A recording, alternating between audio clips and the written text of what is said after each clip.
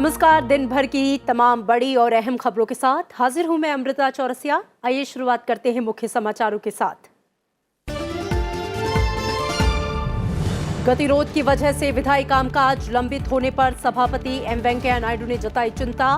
कहा, गतिरोध की वजह से कार्यसूची में शामिल विषय नहीं लिए जाने पर अब अगले दिन के एजेंडे में शामिल करने के लिए लेनी होगी विशेष अनुमति। प्रश्नकाल के दौरान सरकार ने दिए विभिन्न सवालों के जवाब।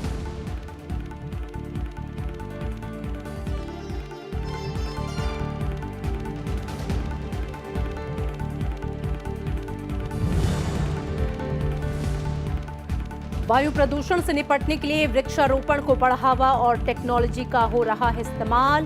पर्यावरण और वन मंत्री प्रकाश जावड़ेकर ने लोकसभा में वायु प्रदूषण और जलवायु परिवर्तन पर चर्चा का दिया जवाब। सिंगल यूज प्लास्टिक के इस्तेमाल पर लगाम के लिए लोकसभा अध्यक्ष ने की विशेष सत्र बुलाने की अपील।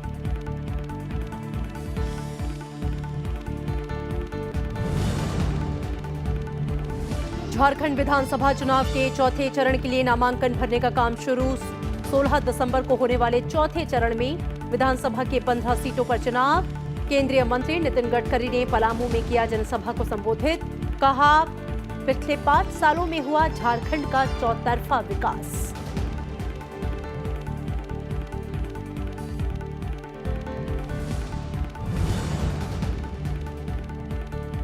सीबीआई ने सरकारी धन के गबन से संबंधित मामले में आइजोल, इम्फाल और गुड़गांव सहित 9 स्थानों पर की छापेमारी। मणिपुर के पूर्व मुख्यमंत्री ओकराम इबोबी सिंह समेत कई लोगों के खिलाफ मामला दर्ज। 332 करोड़ रुपए के सरकारी धन में हेराफेरी का आरोप।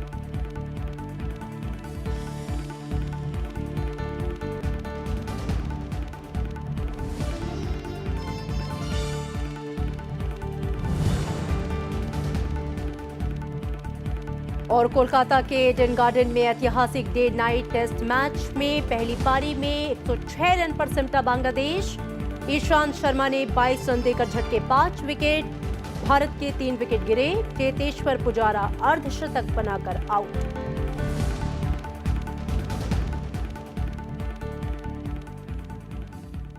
राज्यसभा के सभापति एम वेंकैया नायडू ने गतिरोध की वजह से सदन की कार्यवाही स्थगित किए जाने को लेकर चिंता जताई।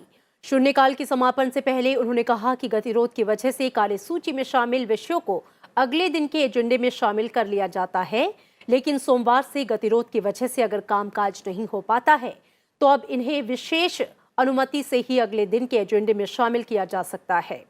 सभापति ने यह भी कहा कि सदन में किसी तरह का प्ले कार्ड या मास्क जैसी चीजें प्रदर्शित करने की अनुमति नहीं दी जा सकती और भविष्य में ऐसा करने पर सख्त कार्रवाई की जाएगी। कुछ लोग अपना इश्यूज को लेके चेयरमैन फैसला देने के बाद भी हंगामा करना शुरू करे और उसी कारण से फिर हाउस को अर्जेंट करना पड़ता है और बाद में उसके कारण से बाकी मेंबर्स को नुकसान हो रहा है। उनको जो अवकाश मिलना चाहिए वो अवकाश नहीं मिल रहा है और लोग आके मुझे बाद में शिकायत करते। एक बार हाउस अर्जेंट करने के बाद ये भी एक लोगों का ऐसा आदत बन गया, ऑटोमेटिकली आज नहीं तो कल आएगा। मैं आपको बताना चाहता हूँ, मंडे के बाद कोई इशू जो स्टेटेड था नहीं हो पाया, वो अगला बिना विशेष अनुमति नहीं होगा। Clear. Secondary, if the member persistently defies the chair and goes on making commentary, I have no option otherwise naming them. I only appeal to all the members not to take me to that extent to name anybody beyond a point. Third observation, the members bringing either play card or as I just now I said about the purifier, about some mask this because of this pollution and all. Nothing should be displayed in the house. It is totally prohibited. And action has to be taken against such members in future if anybody does like this. And also some people have developed a new habit of writing to the chairman, and the letter do not reach the chairman, and the chairman has to read it in the newspapers. Please, if you feel that is a very important issue that to be brought to my notice, please write to me. I have no problem. But you should wait for some time so that I receive it and go through it. And then in that also some people have developed the habit of making allegation against the chair also, thinking chair will come under pressure and then try to be positive to their, I am the last man and this house should be the last one to go by such pressure tactics brought by media. I can understand members have got every right to come to my room. I think it's most liberal way of meeting the chairman. This is my experience out of 20 years. People have got right to come and meet me and also express their viewpoint and all. And there are leaders of their respective parties also.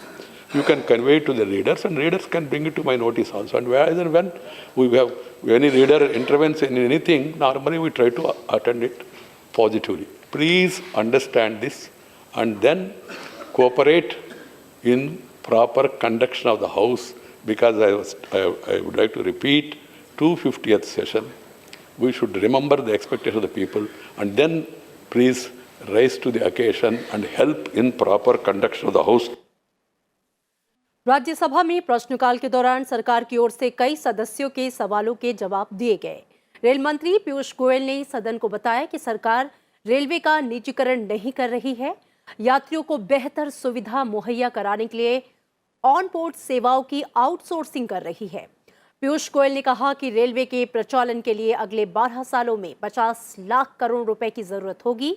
इस आवश्यकता को पूरा करने के लिए rail मंत्रालय ने कई निर्णय लिए हैं। New facilities will be required, new rakes, large quantity of new rakes will be required if you want to meet the passenger rush. People say there's wait listing in trains. If you have to meet all that, we'll need thousands of new rakes. Now, if there are private parties who are willing to invest and come and run on the existing system, which will continue always to be owned by the Indian Railways, then I think it's something which consumers and passengers will benefit from. Our intention is to give better service and benefits, not at all to privatize the Indian Railways. Indian Railways is and will always continue to be the property of India and the people of India. Right. Rajya Sabha में प्रश्नकाल के दौरान NCP नेता माजिद मेनन ने महाराष्ट्र में प्रभावित किसानों का मुद्दा उठाया, जिसके जवाब में केंद्रीय मंत्री पुरुषोत्तम रूपाला ने कहा कि महाराष्ट्र में फसल के नुकसान के मुआवजे के तौर पर 600 करोड़ रुपए की सहायता मुहैया कराई गई है। पूरे महाराष्ट्र में जो पैसे मुहैया कराया गया है किसानों को इस योजना के तहत, वो 3,100 करोड़ रुपये उनको पहुंचा दिए गए हैं। तो ये जो आपने किसानों की संख्या दी है और राज्य सरकार के द्वारा अधिकृत जो किसानों के नाम है, उसी में विसंगति के कारण ये डिफरेंस मैं मानता हूँ कि आ रहा है। आपके पास जो भी सूची हो वो राज्य सरकार के साथ बैठकर यदि इनको अधिकृत रूप से इस किसान पोर्टल पे आप चढ़वाने का काम करवा देंगे तो तुरंत इनको भी रुपया मुहैया करवा। कौशल विकास और रोजगार के संबंध में सांसद राकेश सिन्हा के सवाल के जवाब में कौशल और उद्यमशीलता मंत्री महेंद्र नाथ पांडे ने कहा कि सरकार ने अभी तक कौशल विकास केंद्रों के माध्यम से 12 लाख लोगों को रोजगार मुहैया कराए हैं।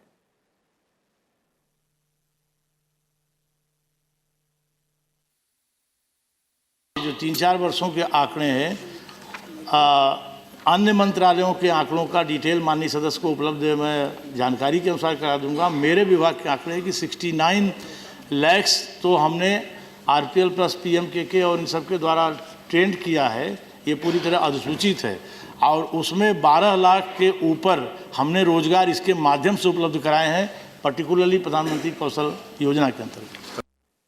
वायु प्रदूषण और जलवायु प्रदूषण पर लोकसभा में नियम 193 के तहत चर्चा हुई।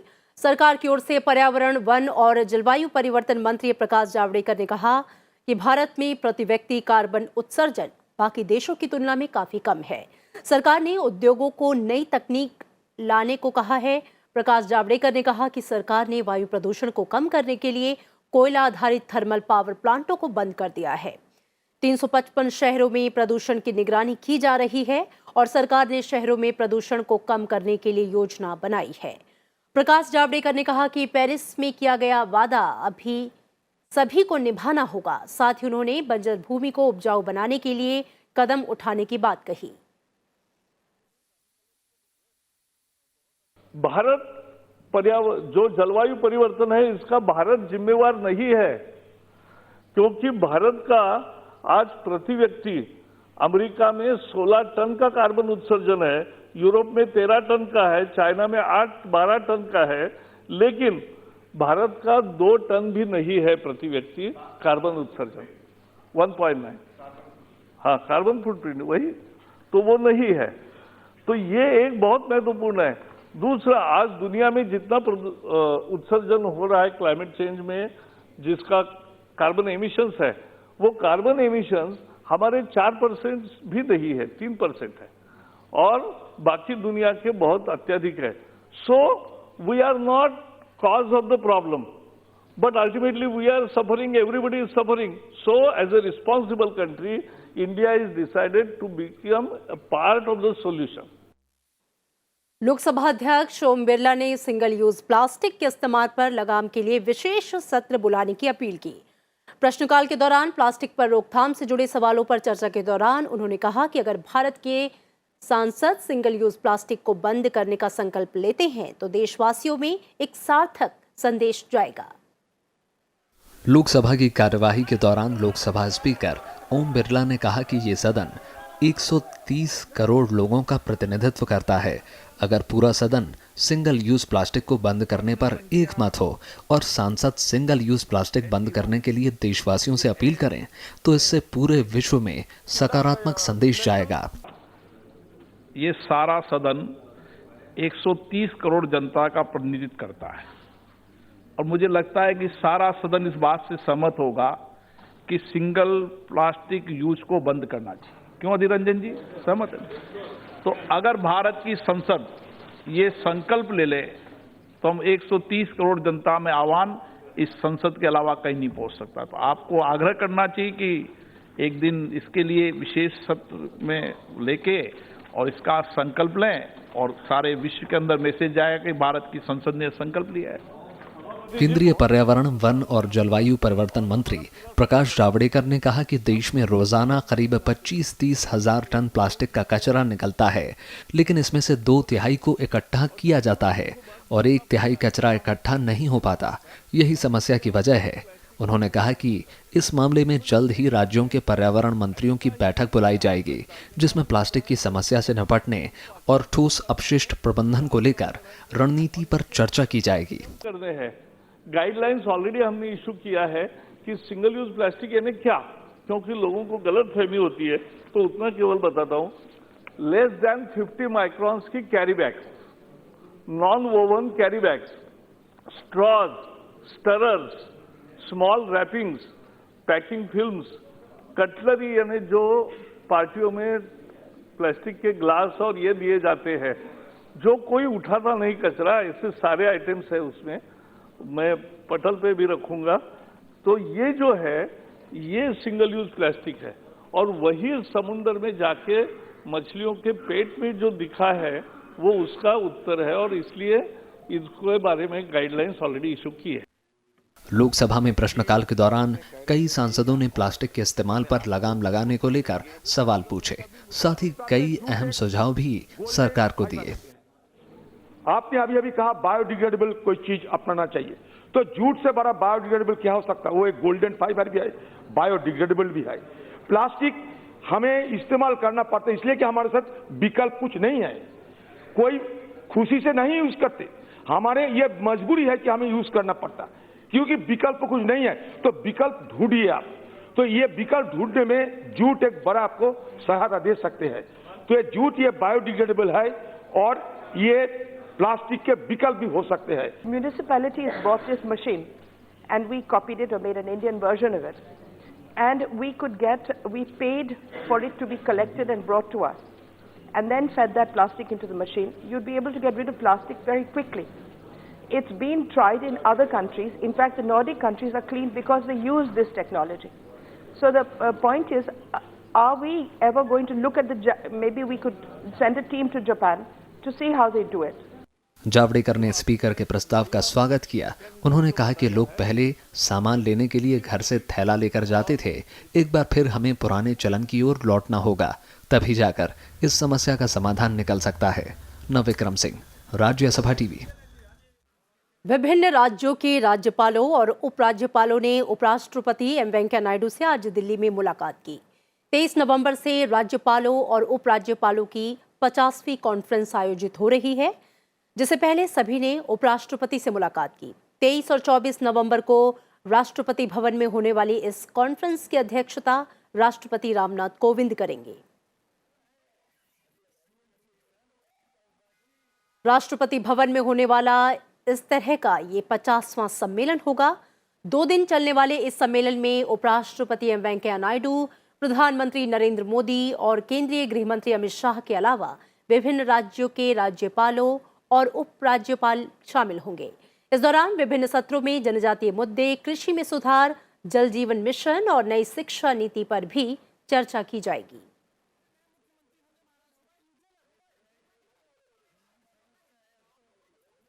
झारखंड विधानसभा चुनाव के चौथे चरण की अधिसूचना जारी होने के साथ ही नामांकन पत्र भरने की प्रक्रिया भी शुरू हो गई।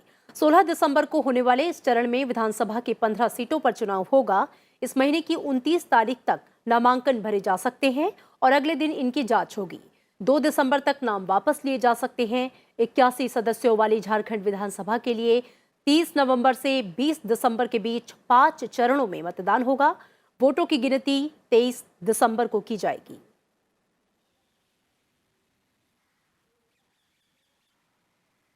केंद्रीय मंत्री नितिन गडकरी ने झारखंड के पलामू में एक चुनावी जनसभा को संबोधित किया। नितिन गडकरी ने कहा कि पिछले 5 सालों में झारखंड का चहुमुखी विकास हुआ है। लोगों की सुविधा के लिए देश भर में रोजाना करीब 30 किलोमीटर सड़कें बनाई जा रही हैं।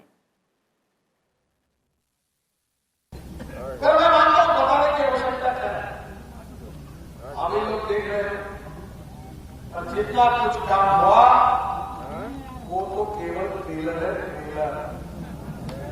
अभी तो सही फिल्म शुरू होगा।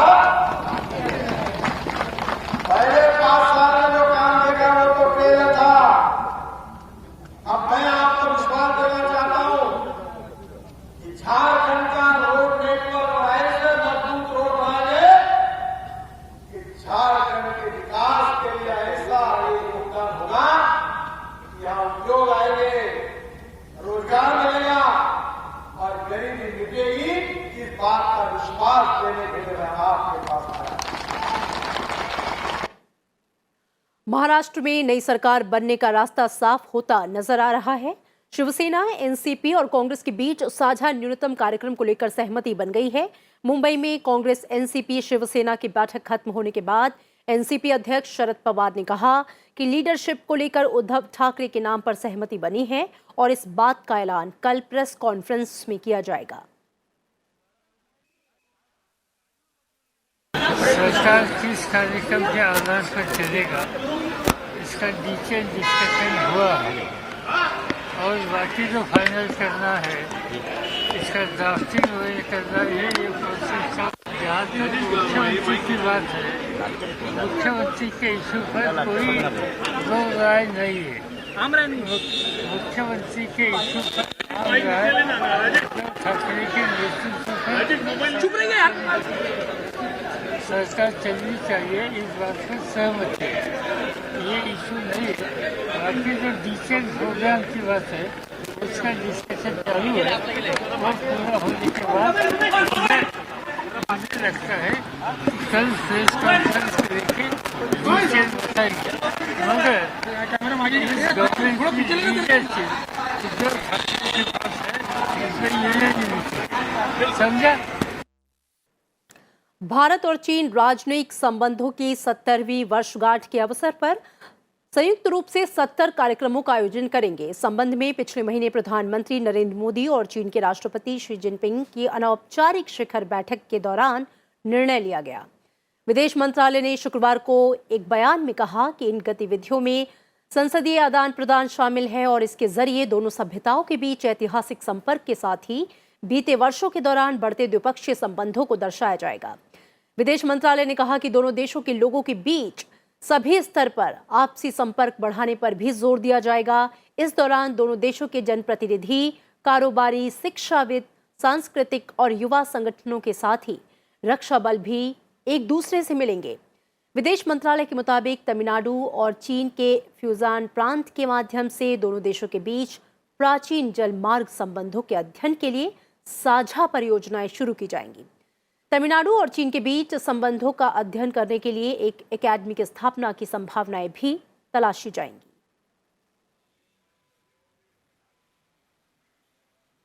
वोडाफोन, आइडिया, एयरटेल और टाटा टेली सर्विसेज ने सुप्रीम कोर्ट में पुनर्विचार याचिका दायर की है। सुप्रीम कोर्ट ने तीनों कंपनियों को बड़ा झटका देते हुए केंद्र सरकार को 92,000 करोड़ रुपए का भुगतान करने का आदेश दिया था। इससे टेलीकॉम कंपनियों के शेयरों में बड़ी गिरावट देखने को मिली। कोर्ट ने कहा था कि इन कंपनियों को एडजस्टेड ग्रॉस रेवेन्यू का भुगतान करना होगा। इस मुद्दे को लेकर दूरसंचार विभाग और टेलीकॉम कंपनियों के बीच लंबे समय से विवाद चल रहा था। टेलीकॉम कंपनियों का तर्क था कि एजीआर में केवल लाइसेंस और स्पेक्ट्रम फीस को शामिल किया जाए। वहीं सरकार का कहना था कि इसमें इनके अलावा अन्य खर्चों को भी शामिल किया जाए। जवाहरलाल नेहरू विश्वविद्यालय में हॉस्टल फीस बढ़ोतरी को लेकर हुए विवाद के बाद मानव संसाधन विकास मंत्रालय के पैनल और जेएनयू छात्रों के बीच बुधवार को हुई बातचीत बेनतीजा रहने के बाद एक 3 सदस्यीय हाई पावर कमेटी का गठन किया गया। इस हाई पावर कमेटी ने आज जेएनयू कैंपस में शाम 4 बजे जेएनयू छात्र संघ के पदाधिकारियों के साथ बैठक की, जिसमें छात्र संघ ने कमेटी के सामने बढ़ी हुई हॉस्टल फीस वापस लेने सहित अन्य मांगे सामने रखी। कमेटी सोमवार को अपनी रिपोर्ट मानव संसाधन विकास मंत्रालय को सौंप सकती है और इस मीटिंग के बाद हॉस्टल की बढ़ी हुई फीस का विवाद समाप्त होने की संभावना है।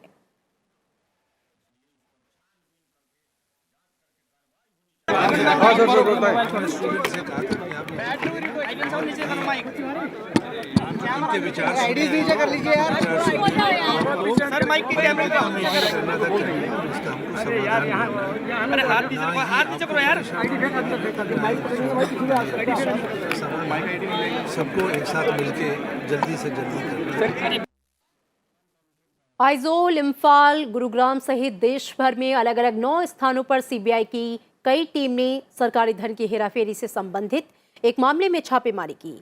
सीबीआई ने मणिपुर सरकार के अनुरोध पर पूर्व मुख्यमंत्री ओकराम इबोबी सिंह और मणिपुर डेवलपमेंट सोसाइटी के तत्कालीन अध्यक्ष समेत कई अन्य के खिलाफ मामला दर्ज किया। इन सभी पर यह आरोप है कि 30 जून 2009 से 6 जुलाई 2017 तक मणिपुर डेवलपमेंट सोसाइटी के अध्यक्ष के रूप में काम करते हुए अभियुक्तों ने अन्य लोगों के साथ षड्यंत्र रचते हुए सरकारी धन में से लगभग 332 करोड़ रुपए का गबन किया। यह रकम इन्हें विकास कार्य पूरे कराने के लिए दी गई थी। और गोवा में चल रहे 50वें अंतर्राष्ट्रीय फिल्म समारोह में आज तीसरे दिन फिल्म प्रेमियों का हुजूम दिखा। महोत्सव में अलग अलग फिल्मों को प्रदर्शित किया गया। सूचना और प्रसारण मंत्रालय के अधीन कार्यरत संस्था नेशनल फिल्म आर्काइव द्वारा आयोजित मल्टीमीडिया प्रदर्शनी सभी आयु वर्ग के दर्शकों के लिए आकर्षण का केंद्र रही। एक सदी से अधिक लंबी फिल्म यात्रा को मल्टीमीडिया प्रदर्शनी के माध्यम से दर्शकों के सामने रखा गया। इस प्रदर्शनी में स्कूली छात्र भी बड़ी संख्या में पहुंचे थे।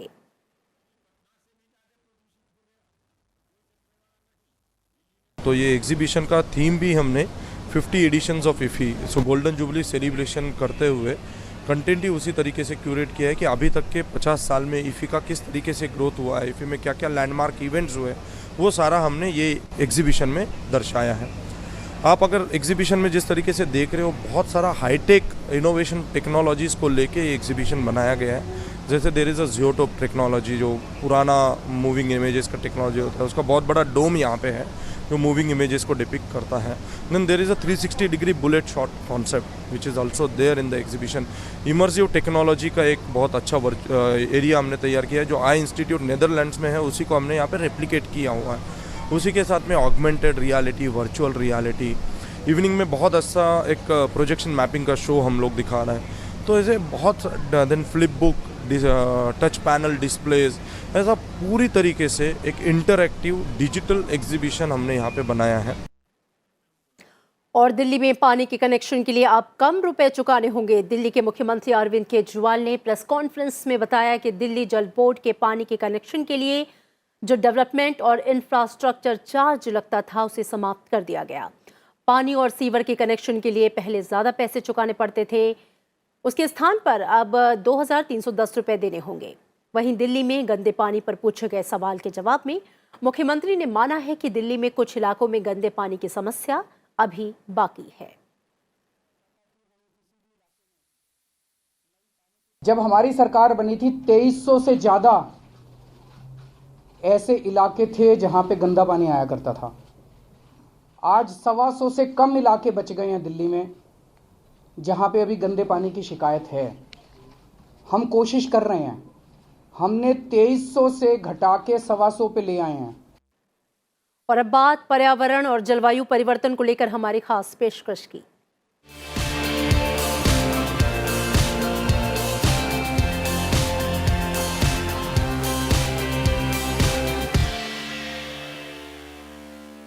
पश्चिम बंगाल के कोलकाता से सटे डायमंड हार्बर पर जलवायु परिवर्तन का सबसे ज्यादा असर पड़ रहा है।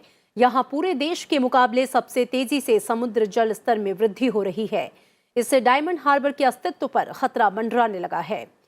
जादवपुर विश्वविद्यालय की ओर से समुद्रीय अध्ययन के मुताबिक पिछले 2 दशकों में यहां समुद्र का जलस्तर हर साल 12 मिलीमीटर की दर से बढ़ रहा है। वहीं सुंदरवन डेल्टा में 10 मिलीमीटर की सालाना दर से समुद्र का पानी तट को डुबो रहा है। केंद्रीय पर्यावरण राज्य मंत्री बाबुल सुप्रियो ने राज्यसभा में भी इस बारे में जानकारी दी थी।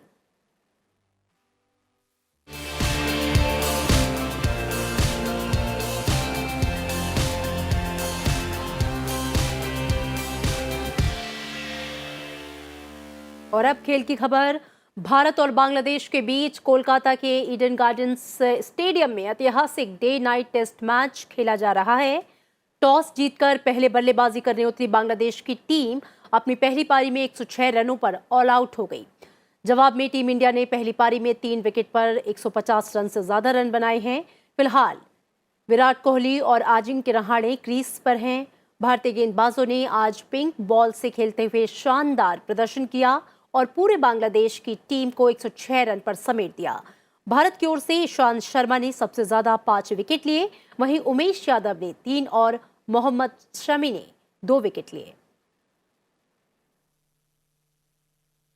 भारत में पहली बार पिंक बॉल से डे नाइट टेस्ट मैच हो रहा है। इस ऐतिहासिक मौके पर बांग्लादेश की प्रधानमंत्री शेख हसीना और पश्चिम बंगाल की मुख्यमंत्री ममता बनर्जी भी मौजूद रहीं। ममता बनर्जी और शेख हसीना ने बेल बजाकर डे नाइट मैच की शुरुआत की। इस दौरान भारत के कई दिग्गज पूर्व क्रिकेटर भी मौजूद रहे। टेस्ट इतिहास का ये 12वां और एसजी पिंक बॉल से खेले जाने वाला पहला डे नाइट टेस्ट मैच है।